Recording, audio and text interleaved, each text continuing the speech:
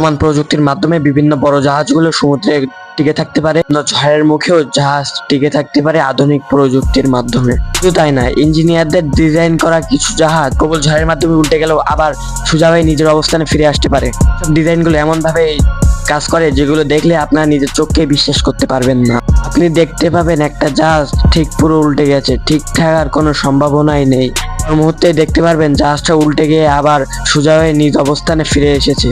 কিভাবে, কোন পদ্ধতিতে জাহাজ এইভাবে সোজা হয়ে যায় তা আজকে আমরা এই ভিডিওতে জানতে পারবো। ভিডিও শুরু করার আগে আমাদের চ্যানেলটা সাবস্ক্রাইব করে বেল আইকন বাজিয়ে দেন। আমরা প্রায় দেখি সমুদ্রে বিশাল আকারের কন্টেইনার জাহাজ বা অন্যান্য জাহাজ বিশাল ঝড়ের কবলে বা বিশাল বড় বড় ঢেউয়ের কারণেও সমুদ্রে টিকে থাকতে পারে।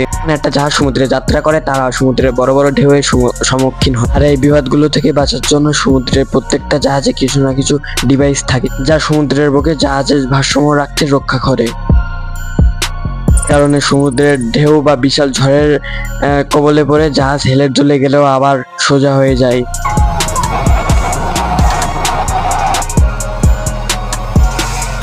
জাহাজের এই ভারসাম্য বজায় রাখার জন্য বিভিন্ন ধরনের ডিভাইস আছে, যার মধ্যে অন্যতম হলো বিল স্কিলস। মূলত একটা পাখা বা ডানার মতো এমন একটা ডিভাইস জাহাজের ফাঁকা অংশগুলোতে লাগানো থাকে। থেকে মজার ব্যাপার হলো বিল স্কিল জাহাজে 2 থেকে 3 গুণ পর্যন্ত প্রসারিত হয়ে জাহাজের গতি বাড়িয়ে দেয়, ছাড়া স্থিরভাবে টিকে থাকার ক্ষমতাও বাড়িয়ে দেয়। জাহাজের ভারসাম্য রক্ষা করার জন্য আরেক ধরনের ডিভাইসের নাম হলো ইনফ্রিং ট্যাঙ্ক। এই ট্যাঙ্কের কাজ হলো জাহাজ যখন ডানে বা বামে হেলে যায় তখন সেই জাহাজের ভারসাম্য রক্ষা করার জন্য এটা কাজ করে। এই ট্যাঙ্কটি মূলত 2টা পদ্ধতিতে ব্যবহার করা হয়, সক্রিয় এবং নিষ্ক্রিয় ট্যাঙ্ক হিসাবে।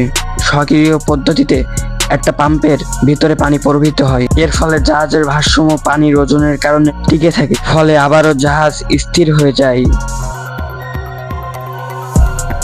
পরবর্তী পদ্ধতিটা হলো স্টেবিলাইজার ডিভাইস, যা পাখার মতো আকৃতির একটা ডিভাইস। এটা জাহাজের আগের স্থানে ফিরিয়ে আনতে সাহায্য করে এবং এটা জাহাজের জাইরো সিস্টেমের মাধ্যমে নিয়ন্ত্রিত হয়। যখন জাহাজ কাত হয়ে যায় তখন এটা কাজ করে।